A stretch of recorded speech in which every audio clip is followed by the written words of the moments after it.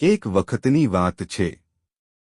એક ઘાટા અને ઘનઘોર જંગલમાં ચકલીબેન રહેતી હતી. ચકલીબેન ખૂબ હસમુખ અને સજ્જન સ્વભાવની હતી.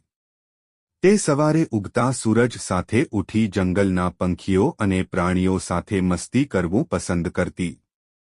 એક સવાર ચકલીબેન બહાર ફરવા નીકળી. આકાશ મીઠા મોજા કરતા વાદળોથી ભરેલું હતું.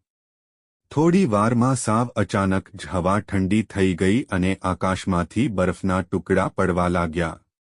જંગલમાં આ પહેલીવાર એવું થયું હતું કે બરફનો વરસાદ વરસ્યો હતો. ચકલીબેન ઘરાઈ ગઈ. આ શું થઈ રહ્યું છે? આટલી ઠંડક અને આ બરફના ટુકડા? તે બરફના ટુકડાઓ જોયા કરે અને એક ટુકડો પોતાની ચાંચથી ઉઠાવવાનો પ્રયત્ન કર્યો. બધા પ્રાણીઓ પણ આશ્ચર્યચકિત થઈને બહાર જોઈ રહ્યા હતા. મગજાળુ કાગડો બોલ્યો, ચકલીબેન, આ કંઈક જુદું જ છે. આ બરફ આપણે ક્યારેય જોયો નથી.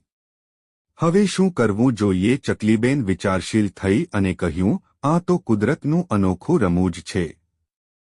આપણે આ બરફનો આનંદ લેવો જોઈએ. પણ સાથે સાથે કાળજી પણ રાખવી જોઈએ કે ઠંડામાં બીમાર ન પડીએ. બધા પ્રાણીઓએ બરફનો આનંદ લેવાનું શરૂ કર્યું. કૂદકૂદમાં અને રમતમાં આખું જંગલ જીવંત થઈ ગયું. ચકલીબેનને બરફ પર ઠલવાતા જોવા બધા પંખી ભેગા થઈ ગયા. તેમણે બરફના નાના મોટા ગોળા બનાવ્યા અને રમતા રહ્યા. આ બરફનો વરસાદ સૂરજની કિરણો સાથે હળવો થઈ ગયો.